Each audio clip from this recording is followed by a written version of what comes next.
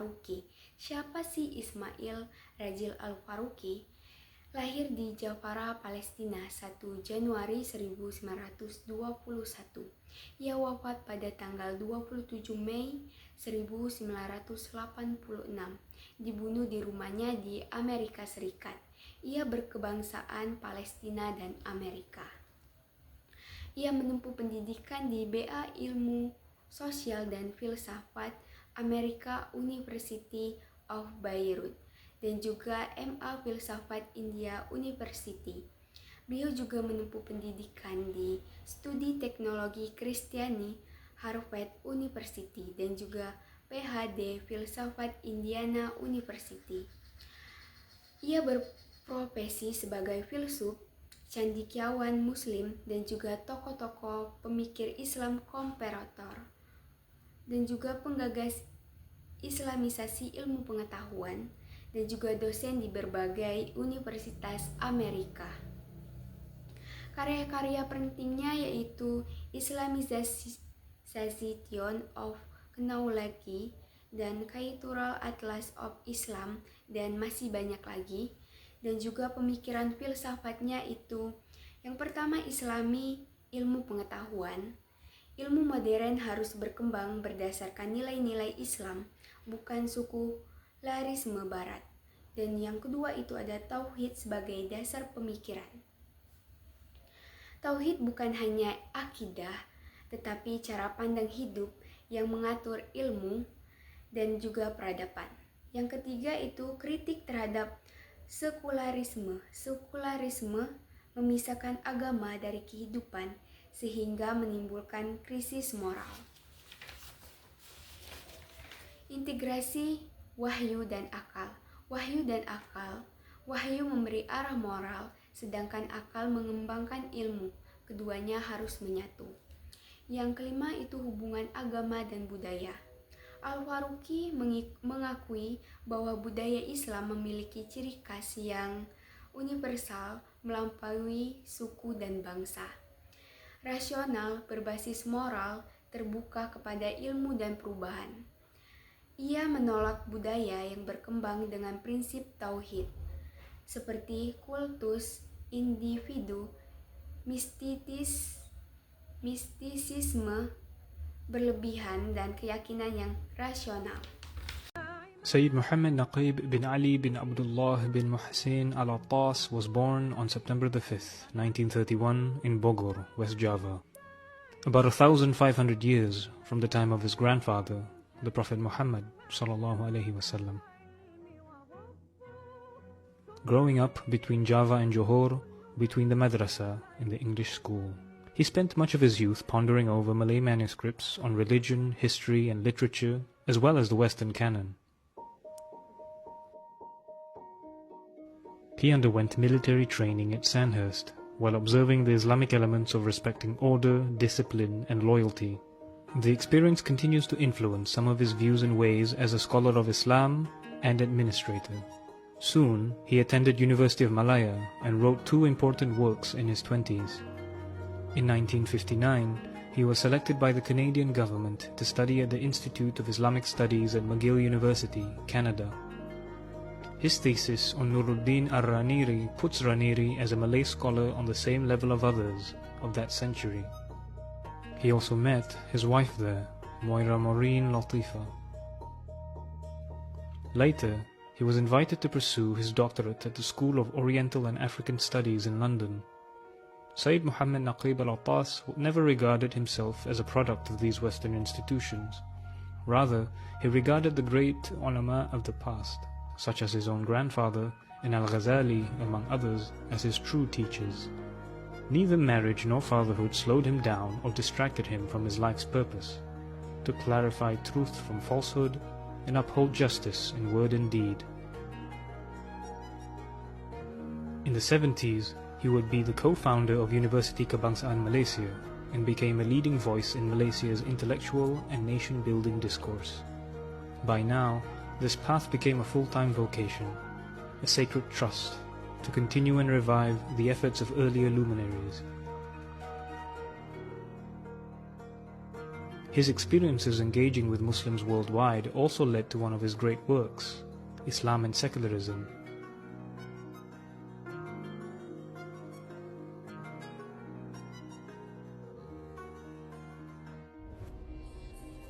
In the late 80s, the early seeds of his ideas came to fruition in the founding of a world-class learning institution, ISTAC, an unparalleled achievement in the modern world, where he was its principal architect, landscaper, and interior designer.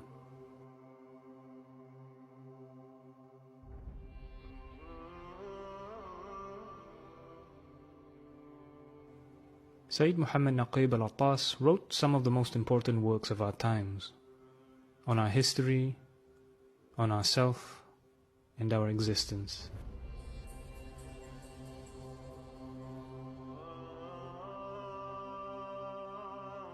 Being the 37th descendant of Nasional. Yang kedua itu ada Syed Muhammad Naqib al-Attas, lahir pada tanggal 5 September 1931, tepatnya Bogor, Jawa Barat, Indonesia. Beliau lahir dari keluarga bangsawan B.A. Alawi, keturunan Arab dan Hadrami, yang dikenal sebagai keluarga ulama dan sufi. Latar belakang keluarganya adalah Al-Attas lahir dalam keluarga terhormat. Ayahnya keturunan syahid yang memiliki tradisi keilmuan Islam yang kuat. Ibunya keturunan bangsawan Sunda Bugis. Banyak anggota keluarga merupakan tokoh sufi, ulama, pemimpin spiritual. Lingkungan keluarga yang religius membuat Al-Attas tumbuh dengan pendidikan Islam sejak kecil, khususnya tasawuf dan bahasa Arab. Pemikiran filsafatnya adalah Islamisasi ilmu. Ilmu modern mengandung unsur worldview Barat. Ilmu harus diislamkan agar sesuai dengan pandangan hidup Islam. Islamisasi berarti menyucikan ilmu dari unsur sekularisme, humanisme, dan materialisme. Yang kedua itu ada konsep adab. Menurut Al-Attas, adab bukan sekedar sopan santun, tetapi menempatkan sesuatu pada tempatnya. Krisis terbesarnya umat Islam adalah kehilangan adab. Yang ketiga itu ada worldview Islam. Beliau menegaskan pentingnya pandangan hidup Islam sebagai dasar peradaban, meliputi hakikat manusia, hakikat Tuhan, hakikat ilmu kebenaran, dan juga hakikat jiwa dan hakikat kebahagiaan. Ilmu yang benar membawa manusia kepada Tuhan. Ilmu yang harus mengarahkan manusia kepada pengetahuan atau pengalaman dan pengenalan kepada Tuhan. Karya pentingnya adalah Islam and Secularism, dan yang kedua itu The Concept the Metaphysics of Islam, dan Islam the Meaning and Experience.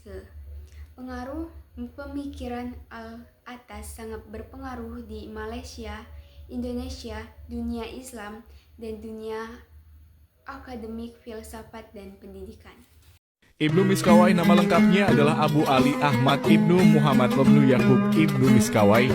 Lahir di kota Rai, Iran pada tahun 320 Hijriah dan wafat di Aspahan pada tahun 421 Hijriah. Ibnu Miskawai memiliki pengetahuan yang luas baik di bidang kedokteran, bahasa, sejarah, dan filsafat. Tetapi beliau lebih populer sebagai filosof akhlak. Di antara pemikiran filsafat Ibnu Miskawai, 1. Ketuhanan, 2. Emanasi, 3. Kenabian, 4. Jiwa, 5. Akhlak. Beliau mengambil konsep pendidikan akhlak yang bersumber dari ajaran Plato, Aristoteles, dan Galen. Di antara karya-karya Ibnu Miskawai, 1. Al-Faus Al-Akbar, 2. Al-Faus Al-Asghar, 3. Al-Mustafa. 4. Al-Jamik. 5. Asyab. Yang ketiga itu ada Ibnu Miskawai. Siapa sih Ibnu Miskawai? Nama lengkapnya adalah Abu Ali Muhammad bin Yakub Ibnu Miskawai. Beliau sering disebut Ibnu Miskawai atau Al-Kazin. Beliau lahir sekitar 330 Hijriah atau 940 Masehi di Rai, Iran. Beliau wafat pada 421 Hijriah atau 1030 Masehi di Fisahan. Ibnu Miskawai hidup pada masa dinasti Buwayyah, salah satu masa kejayaan ilmu pengetahuan Islam. Pendidikan dan karirnya. Ia belajar sebagai ilmu filsafat, sejarah, kimia, bahasa, dan juga etika. Guru-gurunya antara lain seperti Abu Hayyan Al-Tauhid dan Ibnu Al-Qamar, filsuf medis. Ia sangat dipengaruhi filsafat Yunani, terutama Aristoteles dan Plato.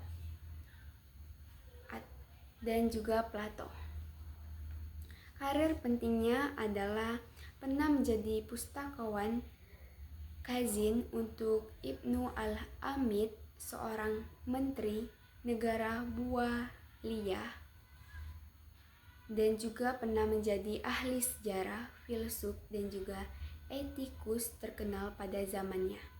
Dianggap sebagai bapak etika dan juga filsafat Islam pada moral dan juga perbaikan karakter manusia.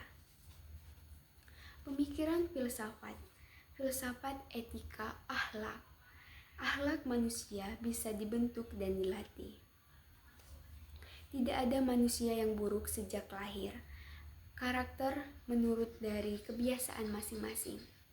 Tujuan etika adalah mencapai kebahagiaan sajadah. Kebahagiaan hanya dicapai melalui ilmu pengetahuan, akal, perubahan baik yang berulang, dan juga kontrol diri, keseimbangan emosi. 4 itu ada Hasan Langgulung. Profesor Dr. Hasan Langgulung lahir pada tahun 1934 di Kabupaten Luwu, Sulawesi Selatan, Indonesia. Ia wafat pada 2008 di Malaysia. Hasan Langgulung adalah salah satu tokoh pendidikan Islam modern, psikolog, dan pemikir besar dalam pembangunan kurikulum pendidikan Islami di dunia Melayu. Karir dan kontribusi. Pernah menjadi dosen di berbagai universitas Islam di Timur Tengah dan juga Asia Tenggara. Menjadi profesor di Universitas Islam Antarabangsa Malaysia dan aktif menulis buku pendidikan Islam, psikolog, dan filsafat. Ia berperan besar merumuskan konsep pendidikan Islam berbasis Jawa manusia, psikologi Islam. Pemikiran filsafatnya antara lain integrasi ilmu dan agama. Hasan Langgulung menolak pemisahan antara ilmu umum dan juga ilmu agama.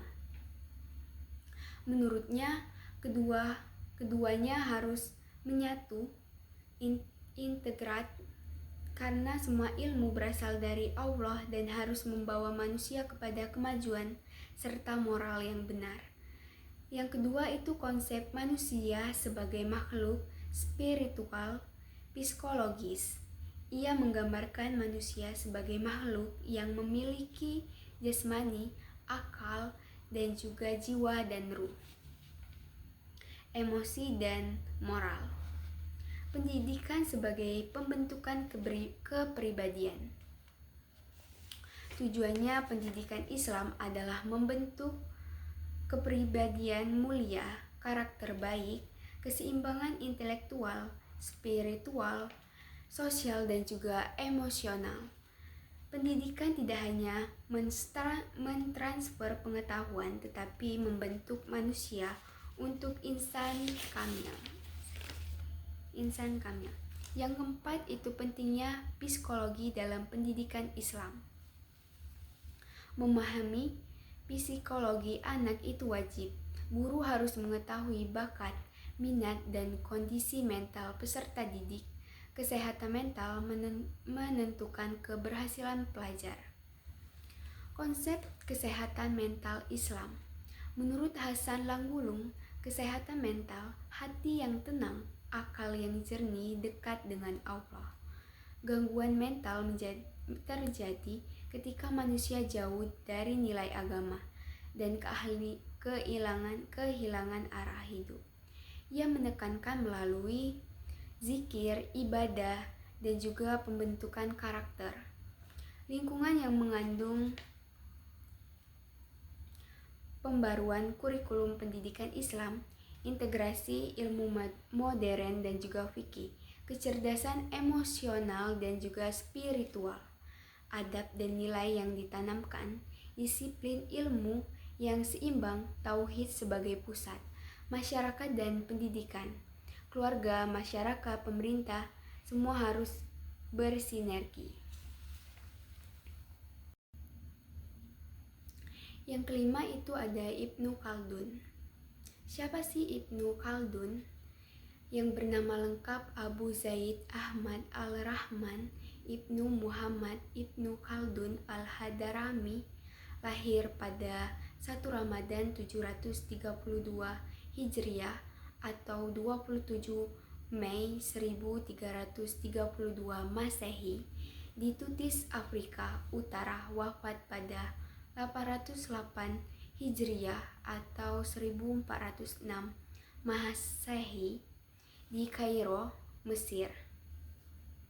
Ibnu Khaldun adalah sejarawan, sosiolog, dan ekonom dan juga filsuf sosial paling terkenal dalam peradaban Islam.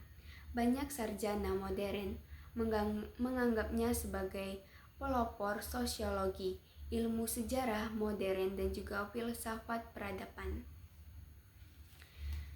Ibnu Khaldun menempuh pendidikan Al-Quran dan hadis, bahasa Arab, fikih dan maliki, dan juga logika, filsafat, dan juga ilmu-ilmu rasional.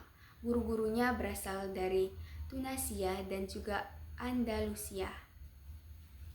Ia menguasai ilmu agama dan juga ilmu rasional, filsafat.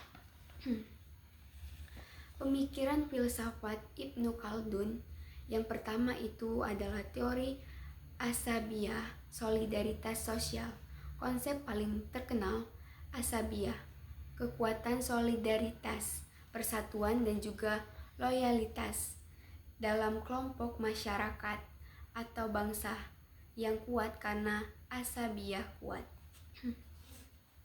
Jika asabiyah melemah, negara runtuh. Menurutnya, perubahan dibangun dari kelompok yang kuat solidaritasnya, terutama bangsa Baduy. Dan yang kedua itu siklus bangsa dan peradaban. Ibnu Khaldun mengatakan setiap negara mengalami siklus alamiah. Yang pertama bangkit karena asabiyah kuat, yang kedua itu kuat dan makmur, yang ketiga runtuh karena kemewahan, korupsi, dan juga hilangnya solidaritas.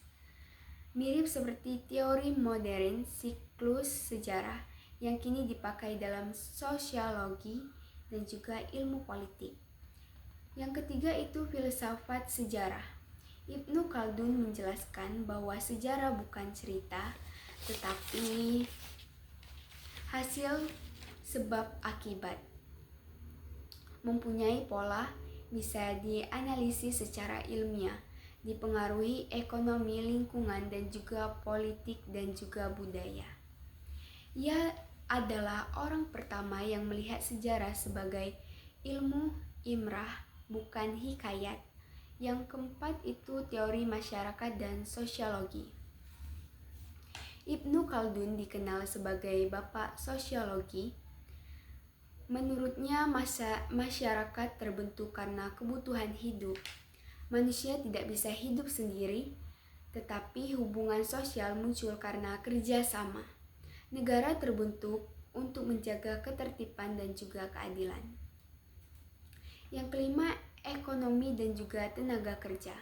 Ibnu Khaldun mengumumkan nilai barang ditemukan oleh kerjasama manusia.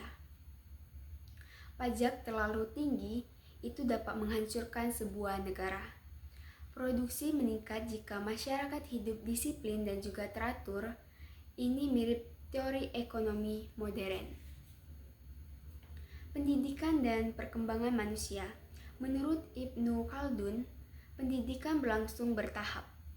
Tidak boleh memaksa, dan juga anak perlu diperlakukan sesuai perkembangan psikologinya. Hukuman keras merusak aktivitas dan mental seorang anak. Lingkungan menentukan karakter manusia. Dan yang ketujuh itu pengaruh iklim dan geografi. Ia percaya bahwa iklim, lingkungan, dan topografi mempengaruhi karakter dan juga perubahan suatu masyarakat. Muhammad Abduh adalah seorang pemikir dan reformis Islam asal Mesir yang dikenal sebagai salah satu penggagas modernisme Islam, lahir pada tahun 1849, di Mahalat Nasr. Ia berasal dari keluarga sederhana, ayahnya adalah seorang petani dan ibunya memiliki garis keturunan dari Khalifah Umar bin Khattab. Muhammad Abduh menuntut ilmu di Universitas Al-Azhar, di mana ia belajar filsafat dan logika, serta terpengaruh oleh pemikir seperti Jamaluddin Al-Afghani, yang mengajarkan pentingnya pan-Islamisme sebagai respons terhadap penjajahan Eropa. Muhammad Abduh juga dikenal sebagai Mufti Agung Mesir dari tahun 1899 hingga 1905. Salah satu karya terkenalnya adalah Risalah At-Tauhid, yang diterbitkan pada tahun 1897, di mana ia mengemukakan ide-ide tentang pemurnian ajaran Islam dan pentingnya pendidikan modern. Pemikiran Abduh berfokus pada 3 agenda utama: purifikasi ajaran Islam, reformasi pendidikan, dan pengembangan ilmu pengetahuan modern dalam konteks Islam. Ia percaya bahwa umat Islam harus mempelajari ilmu pengetahuan modern untuk mencapai kemajuan. Wafatnya Muhammad Abduh terjadi pada tanggal 11 Juli tahun 1905 di Iskandariyah, Mesir, pada usia sekitar 55 atau 56 tahun. Jenazahnya dikebumikan di pemakaman negara di Kairo, dan kepergiannya diratapi oleh banyak orang yang mengakui pengaruh besar pemikirannya dalam reformasi pendidikan dan sosial di Mesir. Yang keenam itu ada Muhammad Abduh.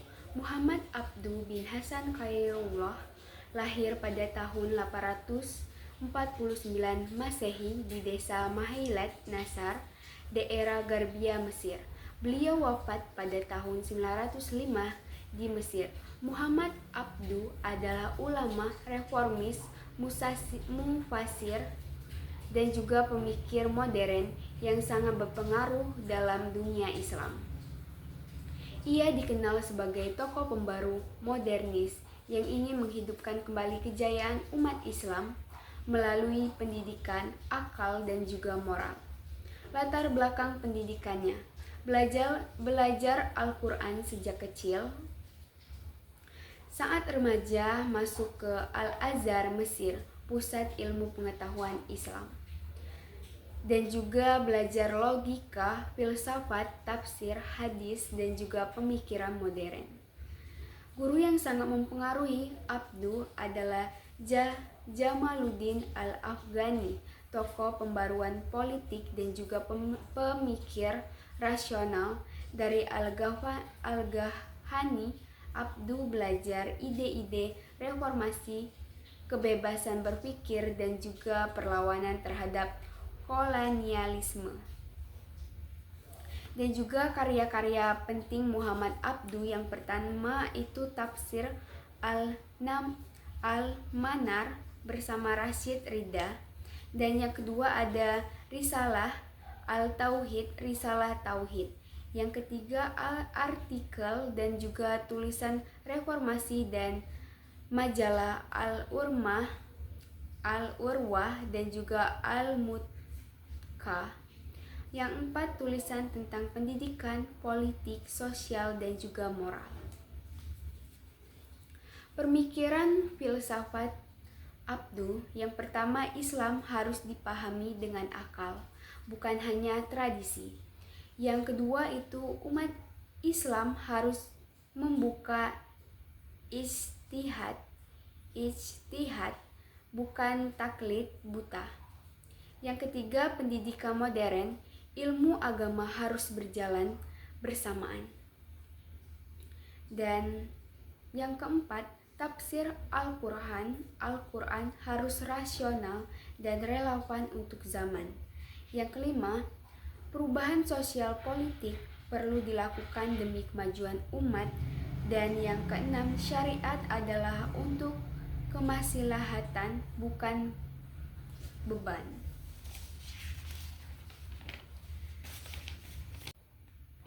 Dan yang ketujuh itu ada Fazlur Rahman. Fazlur Rahman Mahlik lahir pada tanggal 21 September 1919, Hazara, Pakistan, saat itu British India. Wafat pada tanggal 26 Juni 1988 di Chicago dan Amerika Serikat. Profesi cendekiawan Muslim, filsuf Islam, dan juga reformis pemikiran Islam. Profesor studi Islam. Pendidikannya yaitu penghafal Al-Quran sejak kecil dan belajar ilmu-ilmu keislaman dari ayahnya. Yang kedua, sarjana dari Universitas Punjab, Lahore. Dan yang ketiga, gelar PhD dari Universitas Oxford dengan disertai tantangan filsafat Ibnu Sina. Dan yang terakhir, pernah mengajar di Durham University, Inggris, lalu menjadi Direktur Central Institute of Islamics di Pakistan. Dan pemikiran filsafatnya yang pertama, double movement, gerakan ganda. Metode tafsir Al-Quran ini adalah gagasan paling terkenal Fazlur Rahman. Terdiri dari 2 langkah. Yang langkah pertama itu gerakan pertama, memahami Al-Quran secara historis, mengetahui konteks turunnya ayat, dan juga memahami masalah sosial yang dihadapi masyarakat Arab saat itu, dan menangkap tujuan moral dari ayat tersebut. Yang kedua, gerakan kedua, melengkapi tujuan moral ayat ke konteks modern, mencari pesan universalnya, dan juga menerjemahkan nilai itu ke peraturan atau solusi baru untuk zaman sekarang. Tujuannya agar ajaran Al-Quran tidak kaku, tetapi hidup dan relevan sepanjang masa. Dan yang kedua, neomodernisme Islam. Islam harus dibaca dengan akal kritis, bukan sekedar mengikuti tradisi. Dan mendorong dialog antar ilmu pengetahuan modern dan juga agama. Dan juga dialog antar ilmu pengetahuan modern dan juga agama, menolak pemahaman Islam yang semata tekstual dan inti perubahan. Yang ketiga itu kritik terhadap tradisionalisme dan fundamentalisme. Yang keempat itu adalah etika sebagai inti ajaran Islam. Dan yang kelima, pemikiran tentang sunnah-sunnah. Dan keenam, pendidikan Islam. Ketujuh, konsep negara dan juga masyarakat Islam.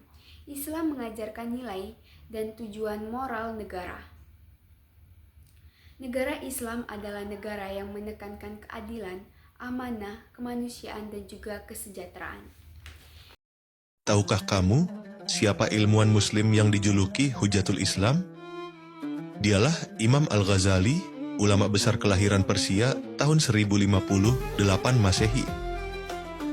Ia dikenal sebagai ahli fikih, filsuf, dan sufi yang menggabungkan logika dengan spiritualitas.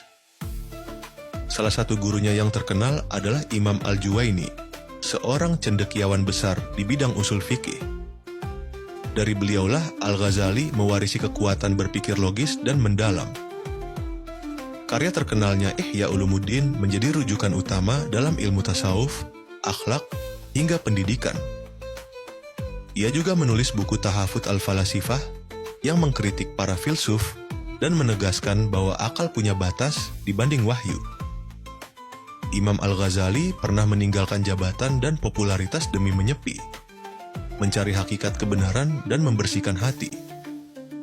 Ia wafat pada tahun 1111 Masehi di tanah kelahirannya, Tus. Warisannya terus hidup hingga kini, menginspirasi umat Islam untuk menyatukan ilmu, iman, dan akhlak dalam kehidupan.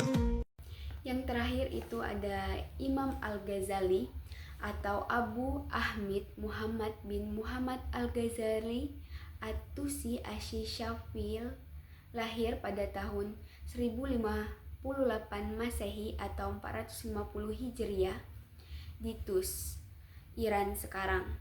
Wafat pada tahun 1111 Masehi atau 505 Hijriah di Tus, Persia. Berkebangsaan Persia, Iran.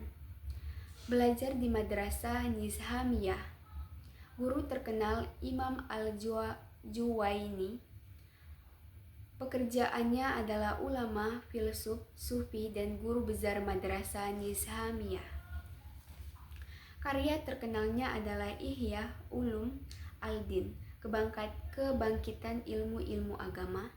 Dan yang kedua itu Tahatut Al-Falasifah, keracunan para filsuf. Dan yang ketiga itu Al-Munqiz min ad-Dahalal, penyelamat dari kesesatan. Dan yang keempat itu Maqasid Al-Falasifah, tujuan para filsuf. Pemikiran filsafatnya yaitu filsafat boleh dipelajari selama tidak bertentangan dengan ajaran Islam. Dan yang kedua, ia mengkritik filsuf karena beberapa pandangan yang salah, terutama soal alam dianggap tidak diciptakan dan Tuhan hanya tahu nilai umum, dan juga tidak ada kebangkitan jasmani. Yang ketiga itu pentingnya akal, tetapi akal ada batasnya. Akal itu penting untuk memahami agama dan juga dunia. Namun akal tidak mampu menjangkau hakikat ketuhanan sepenuhnya. Akal harus dipandu dengan wahyu. Dan yang keempat itu tasawuf. Tasawuf adalah jalan terbaik untuk mencapai kedekatan dan juga pengetahuan sejati tentang Allah. Ya, terima kasih.